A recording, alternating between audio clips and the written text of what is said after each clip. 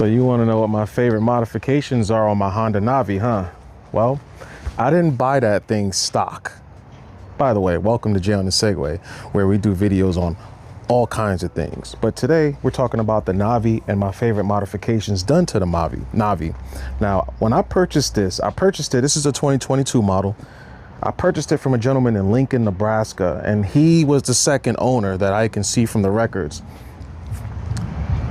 He already had modifications done to this thing. So everything you see wasn't done by me, like the tank bag on the top, the intake, the slip-on exhaust, the wind deflector up on the front, the little tinted wind deflector, the mirrors, the handlebar grips. Those were all done from the previous owner. But let me show you what I like, my favorite things.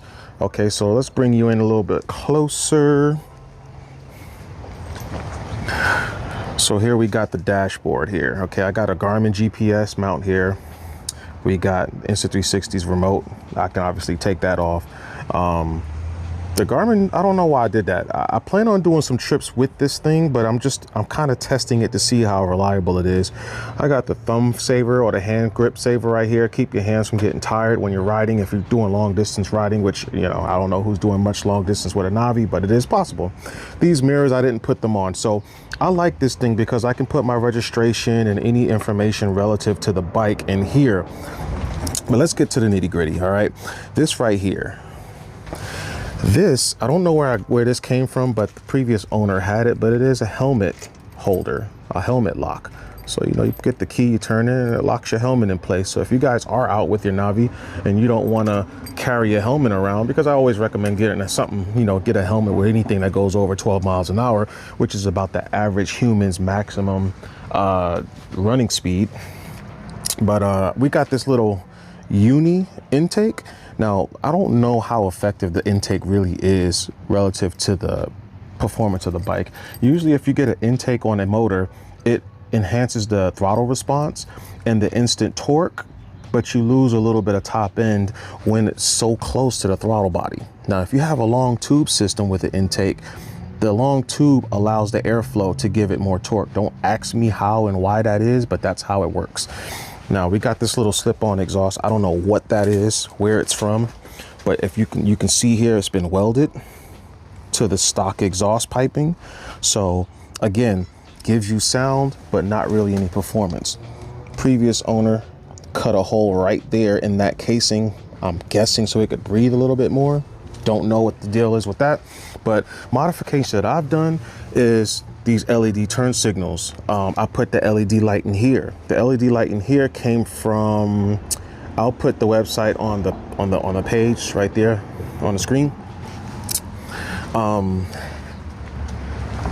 The Honda badges. I would assume these were supposed to come with the Honda badges, but this one didn't. So I had to order this on Amazon, installed it myself. Looks really clean, got it in a matte color. Probably should have got it glossy because the wheels are glossy. The reflective sticker on the wheels, that's something I also added to the bike just to give it a little bit more contrast. You know, otherwise it'd just be black all on the bottom half of the bike. You know, we got the red fuel can right here. This is a half-gallon fuel can. It is full. See, it says fuel bottle. These are designed to hold fuel. Primus, you can get these from like Revzilla, Cycle Gear. You know, you go on their website and you'll find these things. I don't know about the pouch form, but it came, the bike came with this. Another one of my favorite things is you got the LEDs in the front, is the headlight bulb. Now, I ordered this thing online, and what I like about this bulb, and it took me a little bit of searching, that bulb has a nice wide cut, like the headlight pattern is wide. And it's got a nice clean line. It's not one of those LED bulbs that just scatter light everywhere. This actually projects the light. So I don't know how they designed, how they figured that out with the LED bulb to make it look like a projector, but that's what it does. So that's one of my favorite modifications. And this is just a $9 light bar that I had to wire to the actual headlight in order for this to have enough power to even turn on. So what this does is when this thing is on, it takes power from the headlight, dimming the headlight bulb. So if I'm riding like during the daytime, I'll just leave it with the low beam, because when I have the low beam on, this thing turns on The headlight still turns on, but it's real dim. You don't really notice it. But this thing is piercing. When I'm riding at night, I'll turn my high beams on, and then you'll get the full effect of a really nice, LED headlight. Now, another thing that I like about this that I purchased, or another modification that I like, is, I put the GTR T56 bulb in there. You guys can't see it because it's light out. Very, very nice, bright, clean LED light inside here for the dashboard, for the display. Let's talk about the battery. Show you guys. Lithium ion batteries are going to be the best modification you can do for the Navi because it gives you crazy power. Okay, it's not ridiculously crazy, but they live very, very long. You just got to keep these things out of super cold and super, super hot temperatures. Super, super hot meaning like over like 96 degrees for a long period of time. The key word is a long period of time. If it is really cold outside, I got everything hooked up to these terminals. There's three different points of connecting anything to this battery. So you can see down here, you see there's a hole on the side there. This one's screwed into a hole, and then there's a screw down in there. So I'll screw everything into this one. And if you want, you can screw everything to the side. It just depends on, what you prefer. And then in the wintertime, when it gets really, really cold, all I gotta do is take that screw out, the one in the bottom. Same thing on the positive side. Those two screws, when they come out, you'll just be able to grab the battery. All this wiring harness, they all stay connected to their respective terminals, and you'll be able to just take the battery out, put it in your house, put it on a trickle charge or whatever you feel like doing, and then it's out of the elements. Somebody might be wondering, what is all of this? Well, Heel Tech. This is the model number right here. I left it in here just so you guys can see it in case I forgot it. Thunderbox TBU02. That's what that is. So if you guys want to hook up a bunch of auxiliary lights or accessories to your Honda Navi, this will work for your motorcycle. This will work for your automobile. You see how many terminals? So you got 1, 2, 3, 4. You got 4 and 4. You have 2 positive terminals and 2 of these negative terminals. 4 on each. So that gives you 8 accessories you can hook up to your vehicle. A lot of people with off-road vehicles like 4Runners and those type of guys who like to do a lot of overlanding, those guys buy stuff like that so that they could they buy things like that to hook up to their rig so that they can hook up a bunch of accessories, and basically instead of going directly to your battery, that Thunderbox goes directly to your battery. And then every accessory, if you got lights, if you got light bars and stuff like that, they connect to that thing right there, that Thunderbox. And what the Thunderbox do is, once it knows when the engine is on, or if your key ignition is on. So once you turn your engine on, it'll serve power to all those accessories you have plugged into it. So it saves your battery instead of going directly to your battery. If you forget something on by mistake, the Thunderbox saves your battery from just getting completely depleted. So now let's go to the last few things here. LED lights. Okay, I have the LED light in the back. And so in order to run LED lights, you have to do a AC to DC conversion, which is, I guess DC is direct current, and this bike has AC power from the factory, which means it only supplies power when the engine is on. So if you look right here, this is the fuse for what I'm talking about. So normally there's a 10 here, a 10 there, and another 10 right here. This is the AC to DC conversion cable, and you can see it goes through the engine bay, and it connects to, I do not remember, you have to look that up, but the other 10 that was normally in here is right in here. So this gives you 2 slots, and you put that 7.5 amp in here, and then you go on ahead and plug it right in there, and that is your AC to DC conversion. And what that allows you to do is, when you turn the ignition of the Navi on to the on position, it will give you power. Even though the engine isn't on, you will still get power as long as you turn the ignition to the on position. So that's what the AC to DC conversion does, and it allows you to run LED lights. I don't know why it doesn't run with LED lights without the AC to DC conversion, but here we are. Now these two right here in the back, if you look, this is the back of the bike, okay? These are resistors. What these do is they slow down the current. So when you have halogen bulbs require a lot of power to run. Not a whole lot of power. Don't let that make you think that they need a whole slew of power to run, but they need more power to run than LED lights do. So what these do is they receive power for a halogen bulb and they slow down the current, allowing you to use LED bulbs. Okay, that way they don't burn out or anything like that from receiving too much power. Now there's a whole bunch of extra things that go in here, like these posy taps. Okay, you have to find the positive cable on one side and a negative cable. You have to find the positive and the negative wire for the left side, which is the left turn signal, and then you have to find the positive and negative cables for the right turn signal. You only need to do it in the back or in the front. It's usually easier to do it in the back because you have easier access. So you just need one for each side, and that's it. So that's why you see two in there. So now when I turn my bike on, I could turn my LEDs on and they don't hyper flash. See, it just flash slowly. Then I'm gonna put the right turn signal on. Okay, if you don't do this, both of them will flash and they'll flash really fast. Okay, so what you need to do also is one more thing, guys. One more thing. There is a relay. There is a LED relay right here. This little black box with the little shiny bits inside. You need one of those to plug. You have to replace the factory one. So you put Honda Navi LED relay, and then this thing right here will connect to the factory harness. There was a factory relay in here. I just took it out, and it's plug and play. You get the aftermarket one and it replaces it, allowing you to use LED flashing lights. If you want to use LED turn signals, that will allow you to use them and be able to use them like how you just saw them running on my bike. Don't mind that. When you get aftermarket stuff in there, you start running out of space, but it can close if you force it. Now we're getting close to the end of my little favorites. Okay, this is the little 15-liter box here that the Navi has stock, and Kemimoto has made a bag that's about the same sort of shape as the Navi's storage box. Now here we got a rolling wrench modification, guys. Some of the best, if you just want a stock Navi, some of the best modifications is going to be taking a 12-inch wheel and putting it in the back. It's going to require some custom cutting on the casing of the back of the motor, so just be aware of that.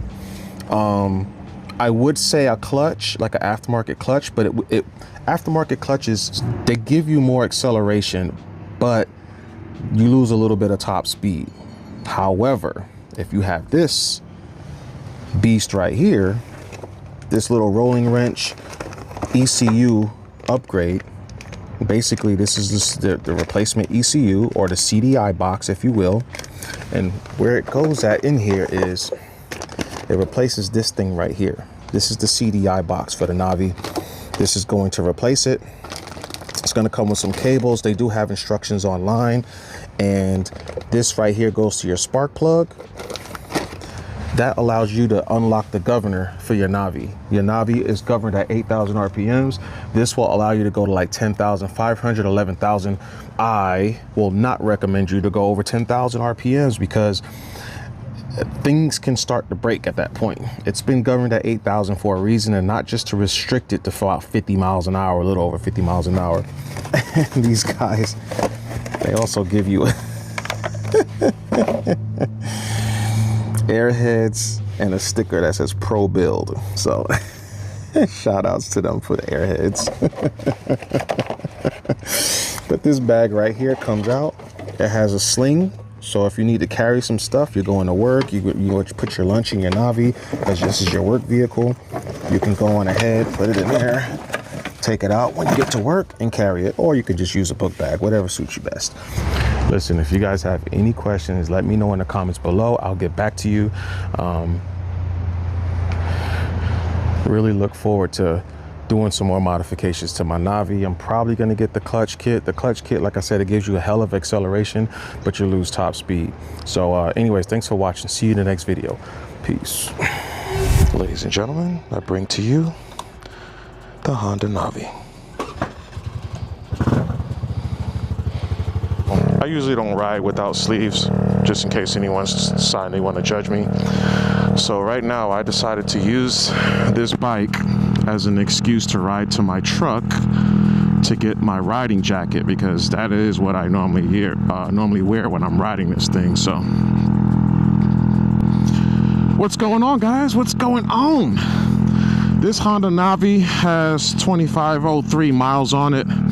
There's an app called Fuel Buddy. I'm not even sure if you can still download this app, because I've downloaded this app years ago, and sometimes when you guys download apps from such a long time ago, sometimes they get off the market. I don't know if it's maybe they're not being used enough. There's so many different apps that you can use out there, but I use Fuel Buddy because it's what I've used all this time. So Fuel Buddy is basically an app where after your first fill up, you'll start to get your accurate results. So me, when I fill up my tanks on all my vehicles, from this Navi to, I might actually go straight across. It's just private property, but I'll just go the normal. All right, guys. So the Honda Navi going up this is the steepest hill in town. It is really steep. Not right now, but coming up. So when you're riding your Navi up really, really steep, ooh, them bugs are hurting, boy. Everything's hitting me. My man over there walking and talking on the phone. Look at the speed. We're dropping down to 35. This is the steepest hill. I would like to believe a stock Navi would actually go faster than this. It'd be a little bit quicker. One, because this is a slip-on exhaust, right? So what that does is it changes the power curve. Typically in an engine, it changes the power curve. You lose torque in exchange for horsepower, depending on the diameter changes from stock. So if you have the stock exhaust with a slip-on, it's like I'm losing a little bit of torque on the top end, and I'm running top end right now, CVT transmission. This thing won't go any faster, so it's slowed down to 32 miles an hour, or you guys can see on the screen right now because I have the Insta360 GPS remote running in the background. Now the Insta360 GPS remote, it sucks because it doesn't keep up with your pace. It'll show your speed, but when you're talking about the pace, it doesn't keep up with the pace, and that's the problem I have with it. Why did this light change? This is just silly. There's no car here. Ay, ay, ay. Anyways, you guys will get to see how fast it goes downhill, but it's really windy out here, so it might be slower than normal. Now, if I tuck myself, it may go faster. I don't know. Yeah, it is going faster when I tuck myself, but it's gonna stop around 50 because it's stock. One of the things I'm gonna show you guys in this video is it's gonna make that thing go faster. Because this thing, no matter what I do going downhill, it won't go over 50. It just seems to be stuck at 50. So, you see, it's going a little over. This is hilarious. I'm actually glad I'm recording this. We look so silly riding these things, man. They look so small, they look so cool, you know? It's just crazy. Every time I get on this thing and ride it, I'm just laughing because it's just pure excitement and pure joy. No one rides a Navi and they're miserable. These things are so slow, but they're so fun. People did tell me they don't have that Honda quality like you're going to expect, and I believe if I'm riding my CBR, if I was riding a CBR, it would feel way different than this. Well, it's squeezing out 50. Damn, it's going all 55. See, that's what happens when you get out of that wind. Well, why the hell is it going so fast? This thing was governed. Oh yeah, we slowing down now.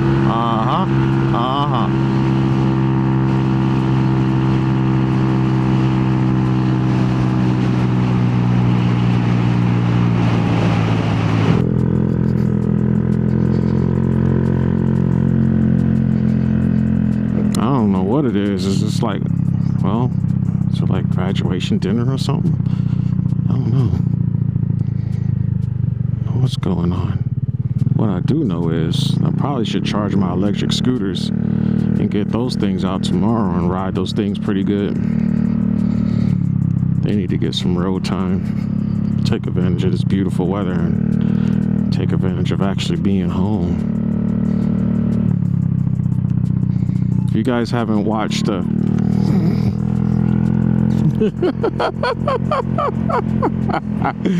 scared the hell out of me.